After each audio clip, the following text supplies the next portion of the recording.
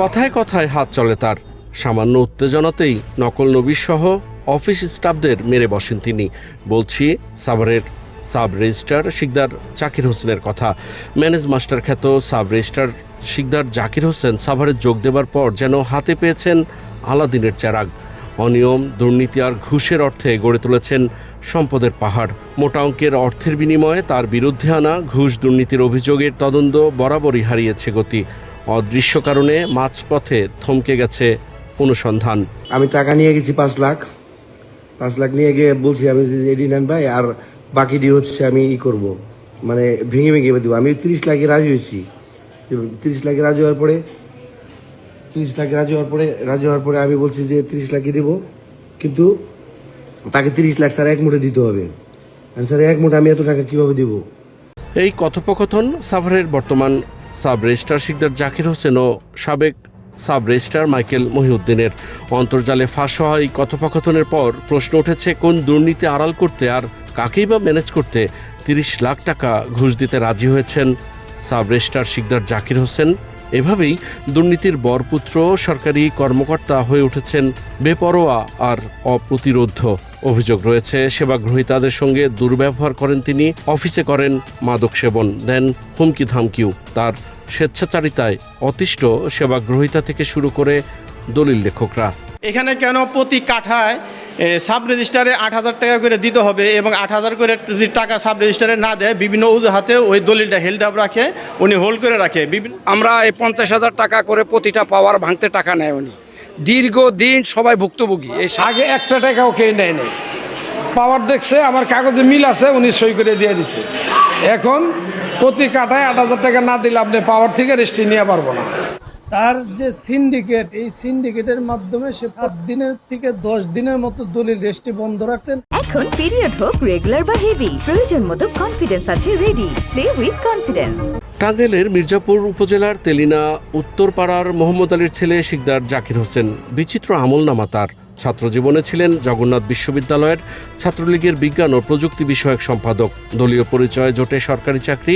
2017 সালে sub registrar হিসেবে যোগ দেন জামালপুরের বকশীগঞ্জে। সাভারের আগে ছিলেন হবিগঞ্জের বানিয়াচং উপজেলায়। মোটা অঙ্কের অর্থের বিনিময়ে অন্তর্বর্তীকালীন সরকারের সময় যোগ দেন সাভারে। সাব রেজিস্ট্রার অফিসকে পরিণত করেন ঘুষের হাটে। অবৈধ সুবিধার বিনিময়ে বিভিন্ন আবাসন কোম্পানি সহ নানা ব্যক্তির কাছ থেকে সরকারি অফিসের নামে গ্রহণ করেন উপঢৌকন। তাদের অর্থেই এয়ার কন্ডিশন, অফিস ডেকোরেশন সহ বসানো হয় সিসি ক্যামেরা। অভিযোগ রয়েছে নানা কৌশল, ফাঁকফোকর, জাল জালিয়াতির মাধ্যমে সরকারি রাজস্ব ফাঁকি দিয়ে কামিয়েছেন কোটি কোটি টাকা। সেই টাকায় গড়ে তুলেছেন অবৈধ সম্পদের পাহাড়। এসব নিয়ে প্রশ্ন করতে গেলেই উত্তেজিত হয়ে ওঠেন তিনি, হারান মেজাজও। আমার বিষয়ের অভিযোগ সব মিথ্যা। এখন আপনি যে প্রমাণ করে প্রকাশ করেন না।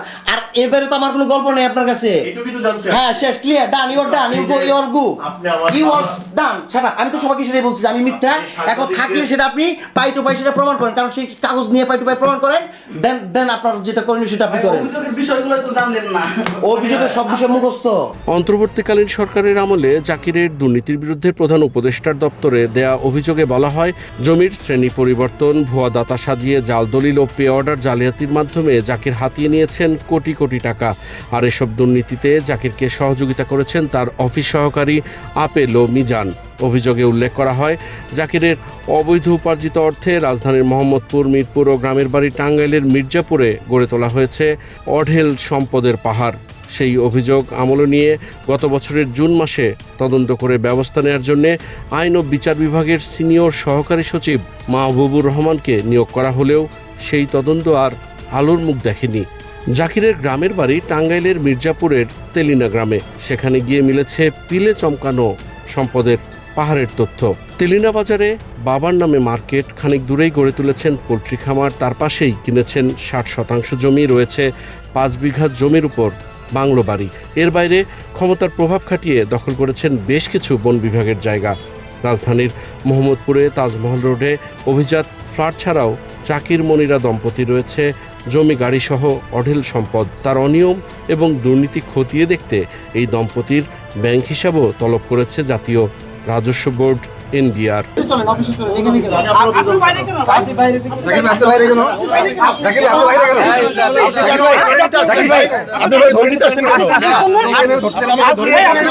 অভিযোগ রয়েছে মিরপুরে 5 কাঠা জমির ওপর 7 তলা বাড়ি, মির্জাপুর উপজেলার বাওয়ার কুমারজানি মৌজার পৌর মার্কেট সংলগ্ন 1 বিঘা জমি, শ্বশুরবাড়ি এলাকায় 3 একর জমিতে রয়েছে মাছের ঘের। এছাড়া ছোট ভাই, মা, স্ত্রী এমনকি শ্বশুর ও শাশুড়ির নামেও গড়েছেন সম্পদের পাহাড়। এসব বিষয়ে তদন্ত করে ব্যবস্থা নেওয়ার কথা জানিয়েছেন আইনমন্ত্রী। আমরা ইনডেপথ তদন্ত করে ওর বিরুদ্ধে যা ব্যবস্থা নেওয়া হবে। আমরা প্রাইমারি একটা ইনকোয়ারি করতেছি, প্রাইমারি ইনকোয়ারিটা শেষ হোক, তারপরে দেখব।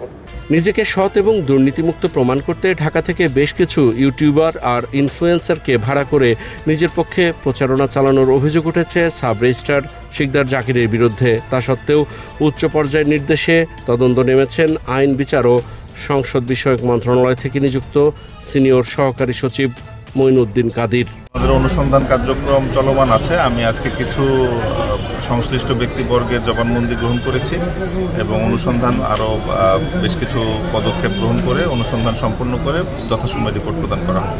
অবৈধ অর্থের দাপটে বরাবরই নিজের বিরুদ্ধে আনা অভিযোগ থেকে নানা ফাঁক ফোকর দিয়ে বের হয়ে গেছেন সূত্রতর সাব রেজিস্ট্রার শিকদার জাকির হোসেন। এখনও হাঁটছেন সেই পথেই। এবারও কি অদৃশ্য ইশারায় আলোর মুখ দেখবে তার বিরুদ্ধে দুর্নীতির অনুসন্ধানে গঠিত তদন্ত কমিটির রিপোর্ট, নাকি বরাবরের মতোই পার পেয়ে যাবেন তিনি? সেই প্রশ্ন এখন উঠেছে বেশ জোরে সোরেই। Zahidur Rahman, NTV news, Dhaka.